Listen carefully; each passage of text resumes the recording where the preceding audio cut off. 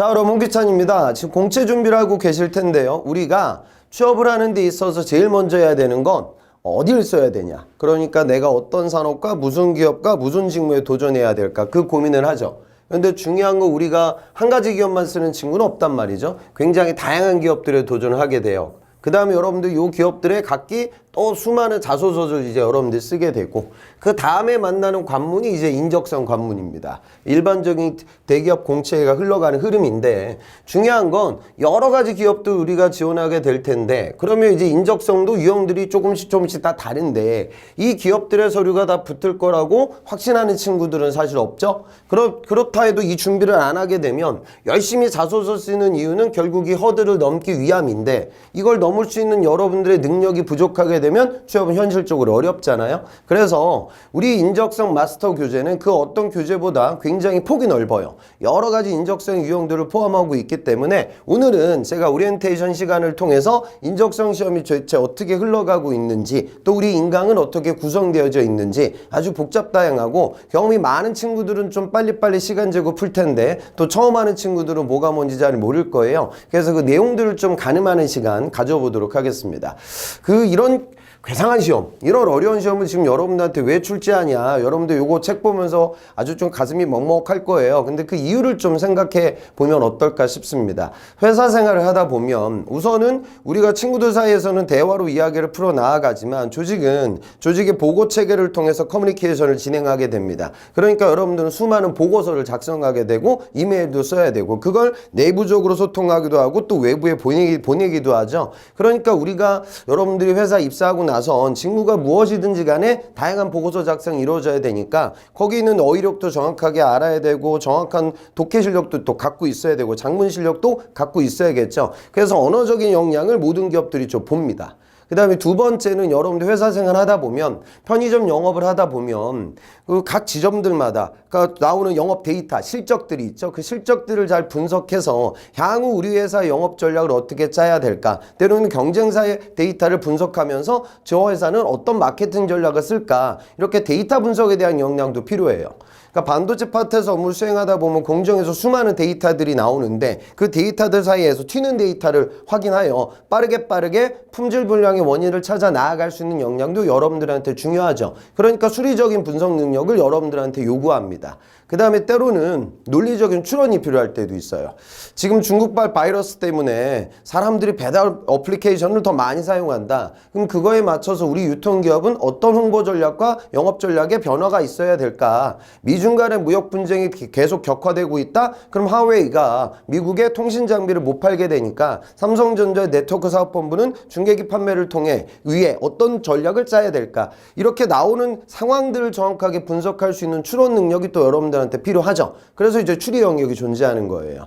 그 다음에 여러분들 회사 생활 하다 보면 특히나 이공계들은 도면을 봐야 되고, 그 다음에 공정에서 나오는 공정의 플로우 차트를 정확하게 확인할 줄 알아야 되니까 공간지각 능력도 어느 정도는 갖고 있어야 된단 말이죠. 도면을 잘 알아야 연구 개발도 하고, 공정에서는 그걸 이해한 상태에서 공정 라인 개선 활동을 진행하니까.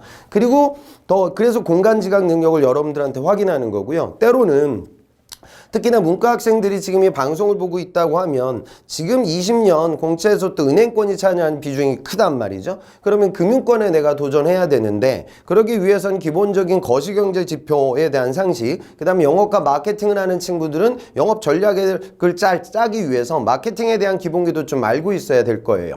또 문과 학생들이 만약에 IT 기업에 도전한다라고 하면 아주 기본적인 과학적 상식과 용어는 알아야겠죠. 그래서 상식 영역까지 출제가 되고 있습니다. 그러니까 여러분들이 보고서를 잘 읽고 쓸 수 있는 역량, 언어, 그 다음에 데이터를 분석해서 기업에서 기업 내부적으로 소통을 진행할 수 있는 수리 분석 능력, 그리고 상황을 잘 파악하여 미래 수요를 예측하고 전략을 수정할 수 있는 추리와 관련된 역량, 그 다음에 또 기본적으로 여러분들 경제와 IT에 대한 기본 상식, 이런 것들을 두루두루 알고 있어야 회사 생활을 잘할 수 있겠죠. 근데 이 부분들을 전공들이 다 다르기 때문에 기업 입장에서는 따로따로 전공 시험을 보기는 좀 어렵죠. 그래서 만들어 온 시험이 인적성 시험이다 라고 보시는 게 합당하겠습니다. 그래서 너무 힘들어하지 마시고 여러분들이 도전을 좀 하셔야 돼요. 자, 그러면 기업들의 종류들이 많은데 저희가 출간한 지가 오래됐고 저도 인강한 지가 오래됐는데 영역들마다 문항수라든가 문제 보이는 비주얼이 달라지긴 하지만 사실 근본적으로 여러분들한테 물어보고 있는 문제의 정수는 대동소이해요. 그래서 그 기준점을 정확하게 알아야 많은 기업에 도전할 수 있단 말이죠. 그러니까 여러분들이 SK 하이닉스 양산기술을 쓰면서 삼성전자 DS의 메모리 사업부에 공정기술을 쓰는 친구들이 대다수이고 또 여러분들이 뭐 LG전자의 국내 영업을 쓰면서 뭐 한진이라든가 현대자동차의 내수 영업 관련된 직군들에도 같이 도전하게 되죠. 다양한 기업들을 써요. 물론 여기서 붙을 수 있는 확률이 높은 기업은 삼성이 사실 좀 높은 편인데 여러분들이 삼성 말고 이걸 또 생각해야 돼. 지금 G셋의 난이도가 굉장히 내려갔어요. 좀 쉬운 수준으로 출제가 되고 있기 때문에 전체적인 많은 기업들에서 난이도가 높은 편이 아닙니다. 그래서 G사 베이스로 여러분들 준비들을 많이 하는데 조금 더 어려운 문제가 나왔을 때 당황하지 않기 위해서는 통합 인적성에 대해서 여러분들이 도전을 하셔야 되고 인적성 마스터 교재를 통해서 폭넓은 기업들의 다양한 영역들을 좀 이해하는 거죠. 그렇게 수업을 좀 따라오시면 좋을 것 같습니다. 어떤 학생은 그래요. 선생님 저는 인적성을 포기하겠습니다. 저는 뭐 어렸을 때 해외에서 국제학교 다녀가지고 이 수리는 저에게 꽝이에요. 그래서 저는 그냥 인적성 안 보는 하나그룹이 집중하겠습니다. 하나그룹이 보통 한 시즌에 500명 정도 뽑습니다. 그런데 삼성전자가 예전이 많이 뽑을 때는 전자만 공채 규모가 한 시즌에 3,500까지 올라가요. 그러니까 여러분들이 너무 작은 기업 하나만 보게 되면 여러분들 구직의 확률은 떨어집니다. 그러니까 항상 큰 대기업들이 여러분들 채용 규모가 많기 때문에 대학교를 다닐 때는 각 대학들마다의 정원이 큰 차이가 없기 때문에 나의 수준에 맞는 대학에 집중하는 취업 전략이 확률을 높일 수 있겠지만 이 기업, 취업이라는 파트는 큰 기업이 차지하는 공채 비중이 어마어마하게 거기를 버리게 되면 공채 도전이 어려워지죠. 그러니까 지금 반도체를 위시한 이 제조업에서 차지하는 비중이 이공계들 입장에서는 어마어마하게 큰 규모를 차지하고 이 반도체 산업을 끌어가고 있는 기업은 다 주요 우리나라 대기업들입니다. 그 다음에 문과 학생들 입장에서는 또 금융권 채용이 요즘 좀 많죠. 그런데 도전하기 위해서도 대부분의 은행이라든가 금융권 기업들이 인적성 시험을 보고 있단 말이죠. 그래서 그런 부분을 따라가기 위해서 근본 강의를 좀 확인하셨으면 좋겠습니다.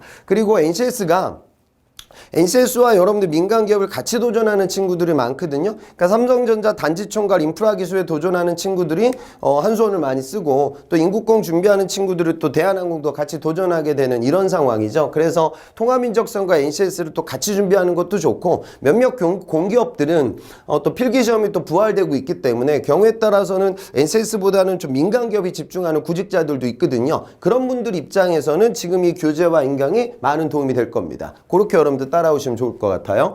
자, 그러면 대략적인 설명은 제가 말씀드렸으니까 영역별로 그럼 어떤 식으로 문제 유형이 출제가 되고 또 여러분들은 공부를 해야 하는지 그 부분을 좀 잡아드리는 시간 갖겠습니다.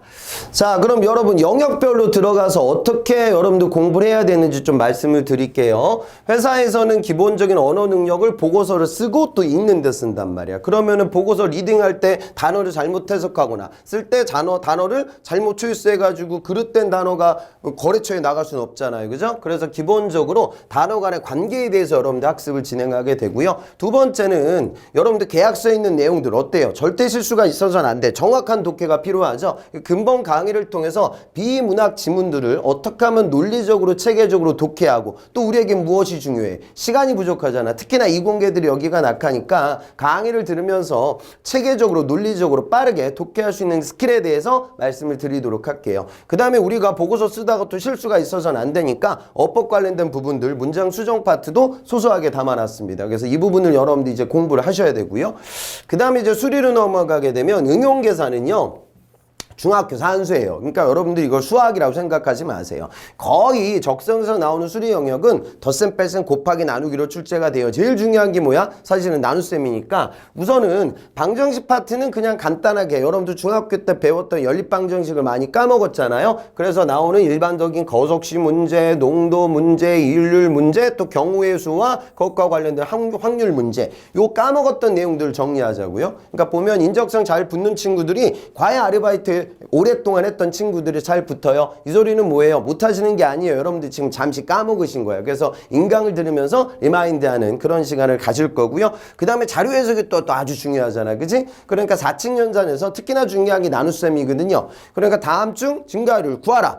그러면 이제 계산 속도를 높여가지고 여기는 다 주관식이 아니라 객관식이기 때문에 빠른 시간 동안 숫자를 마킹할 수 있는 그 시간을 줄여야 돼. 그 다음에 다음 중 증가율이 가장 높은 나라를 구하라, 낮은 도시를 구하라, 이런 식의 패턴은 선제에 있는 비율들을 활용해가지고 다시 말해 분수 계산을 빠르게 진행할 수 있는 그 스킬이 여러분들한테 중요해요. 강의를 들으면서 숫자에 대한 두려움을 없애고 그 다음에 숫자를 가지고 놀 수 있는 그런 여러분들이 되었으면 좋겠습니다. 그래서 그 부분을 좀 스킬을 여러분들 많이 가져가세요. 또 여러분들 스스로 연습도 하셔야겠죠. 그 다음 추리라고 하면 논리적인 추론을 숫자를 보고 추리해봐라, 문자를 보고 추리해봐라, 지문을 보고 추리를 해봐라, 안 그러면은 플로우 차트를 보고 추리를 해봐라, 그림을 보고 추리를 해봐라, 이런 식의 유형. 그러니까 이쪽은 그림이 보이기는 하는데 여기는 공간 지각 능력은 아니에요. 자, 우선 수추리 문자 추리는 이런 식으로 숫자를 주고 그 다음에 어떤 숫자가 나올까 이걸 추론해봐라. 안 그러면 무슨 뭐 톱니바퀴 같은 걸 주기도 하고 또 이상한 그림 같은 걸 줘서 숫자를 적어 놓은 다음에 추론을 하라고 만들어요. 비주얼이 복잡하고 여러분들한테는 다른 유형으로 보일 거예요. 하지만 제가 일을 오래 하다 보니까 기본적인 수출의 개념은 똑같습니다. 그래서 그 개념을 정확하게 확인해서 문제 들어가는 시간 여러분들 가질 거고요. 그 다음에 이제 중요한 게 언어출인데, 명제에서는 그냥 대우 명제를 통해서 P명 Q다, Q가 아니면 P가 아니다, 이런 간단한 문제에서부터 정원 3단 논법 같은 경우에는 벤 다이어그램을 그려가지고 문제를 푸는 게 가장 효과적이거든요. 그 스킬에 대해서 제가 강의 때 말씀드릴게요. 그 다음 논리적 오류는 간단하게 거기서 오류를 찾아내는 거니까 어렵지 않고요. 힘들어하는 부분이 진실게임과 조건 추리가 됩니다. 그래서 건물, 배식표, 식단표 이런 것들을 빠르게 그리거나 참 거짓 관련된 부분을 통해서 세그멘테이션을 빨리 하셔야 돼요. 그러니까 문제 들어가기 전에 그 복잡한 문제를 보기 전에 간단하게 키워드, 그러니까 고정 조건을 빠르게 찾고 변동 조건을 찾은 다음에 세그멘테이션을 해서 홍기찬이 1층에 들어갈 때, 2층에 들어갈 때, 3층에 들어갈 때 3층은 안 되는구나. 그럼 1층, 2층 빨리 들어가자. 이렇게 여러분들이 문제를 머리로 푸는 것이 아니라 손으로 풀 수 있는 그런 스킬들이 필요하니까 강의 때 다양한 문제들을 풀면서 그 부분을 제가 좀 말씀드리도록 할게요. 그 다음에 두식 추리는 문자와 그림, 알고리즘식이에요. 그래서 어떤 그림이라든가 보이는 여러분들 이미지들을 하나하나 이렇게 계속 변환시켜요. 그 다음에 이제 규칙을 주고 그 부분을 통해서 판별을 통해서 플로우를 이제 흘려보내는 좀 어려운 식의 문제 유형들도 강의 때 제가 다 접근을 해볼 거고요. 도형 추리 파트는 간단하게 나열과 박스형으로 간단한 우리 회전, 대칭, 색반전 이런 것들을 활용해 가지고 추리를 하게 만드는 유형들을 자 알아보도록 하겠습니다. 범위는 굉장히 다양해요. 그 다음에 이제 공간 지각으로 넘어가게 되면 우선 전개도는 뭐 지사자조도 많이 나오는데 일반적인 전개도, 그러니까 전개도를 하나 보여주는 문제, 전개도를 5개 보여주는 문제, 어려운 문제는 전개도를 보여주고 여기 각기 주사위들을 또 회전시킵니다. 그리고 회전시키고 나서 또 이걸 쌓을 때도 있어. 그래서 여러 가지 패턴들, 유형들을 다 알아보도록 할 거예요. 삼성 유형도 있고 삼성 외에 다른 기업에서 나오는 유형들도 존재합니다.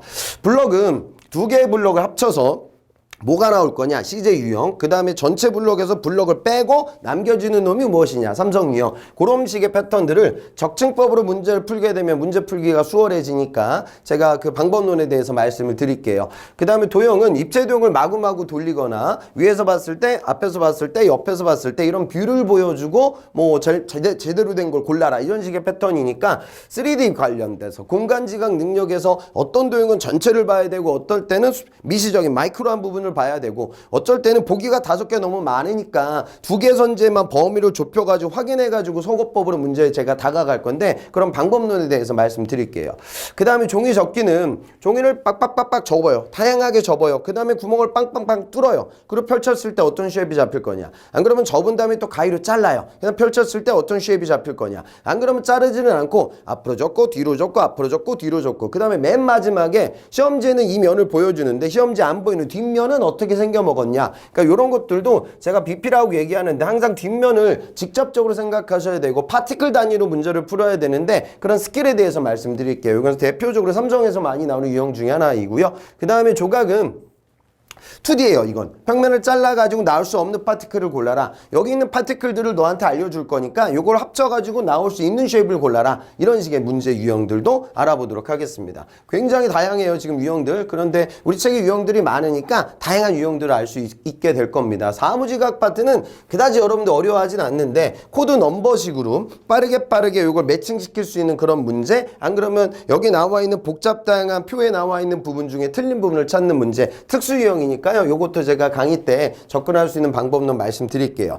그 다음에 역사상식은요, 간단하게 제가 한국사를 우리가 다 할 수 없으니까 역사의 기본적인 부분들을 제가 정리해 드릴 거고요. 일방상식은 경제 경영, 그 다음에 이제 과학 쪽으로 이제 나뉘게 되는데, 제일 중요한 거 특히나 이제 금융권 쓰는 친구들이라고 하면은 지금 적성 시험장에 갔을 때 여러분들한테 경제와 금융 관련된 상식 문제를 출제합니다. 더군다나 이 부분들은 면접장 가서 여러분들한테 물어볼 수 있어요. 그러니까 지금 12, 16 부동산 대책이 우리나라 은행에 무슨 영향 미칠 거냐, 그 다음 최근 디플레이션 우려가 뭐 나오는 그런 뉴스들이 나오고 있는데 너네 디플레이션 우려에 대해서 어떻게 생각을 하냐, 이런 것들은 금융 IT를 쓰는 공대생들한테도 질문을 받을 수가 있고, 또 우리나라 수출 대기업들에 지원하는 여러분들 입장에서도 이런 기본적인 상식은 알아야 된다고요. 그 다음 토론 면접장에 가서도 이런 토픽에서 주로 문제가 출제되고 있습니다. 그래서 제가 경제경영 책에 없는 내용들도 제가 많이 넣어놨으니까 이걸 들으면서 기본적인 취업의 경쟁력을 높여서 여러분들 면접 대비까지 좀 어느 정도는 같이 할 수 있게끔, 또 은행권 대비도 어느 정도 같이 할 수 있게끔 제가 강의 내용을 넣어놨습니다.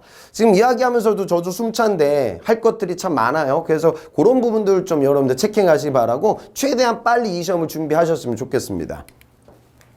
그래서 강의를 지금 나눠서 할 거예요. 저는 이제 추리하고 공간 지각하고 사무 지각 상식 파트에 대해서 강의를 하겠습니다. 저는 뭐 LG 인적성 책도 계속 쓰고 있고 예전에 질산 문제집부터 출간했었고요. 일한 지가 오래됐습니다. 그래서 기업들에서 뭐 기업들마다 조금씩 차이가 납니다. 그런데 매번 유형이 바뀌는 알고리즘 유형을 저는 계속 책을 출간하다 보니까 이게 뭐 한 3년 전에 나왔던 패턴이 다시 나오기도 하고 막 그렇거든요. 그래서 뭐 연구소에서 문제를 출제하거나 학생 기업에서 문제를 출제할 때 어느 정도 유지될 수 있는 그 이론이 있어요. 그래서 그 부분에 맞춰서 저는 강의를 진행하고요. 그 다음에 이어서 이원전 선생님이 언어 파트를 강의하실 거예요. 이 선생님은 뭐 이 기업 취업뿐만이 아니라 우리나라 대한민국 언어 1타 강사세요. 그래서 독해가 좀 안 되는 분들이 어떻게 하면 논리적으로 접근할 수 있는 그런 부분에 대해서 여러분들이 많은 걸 얻어가실 수 있을 거예요. 그렇게 활용하셨으면 좋겠고요. 그 다음에 수리 능력은 신원선 선생님이 강의를 하실 겁니다. 그래서 자료 해석의 신이라는 닉네임 갖고 계시죠. 그래서 숫자를 빠르게 가지고 놀 수 있는 스킬들을 여러분들이 강의를 들으면서 좀 가져가셨으면 좋겠고요. 난이도가 높은 문제들도 풀어보면서 전체적인 취업의 경쟁력을 높였으면 좋겠습니다.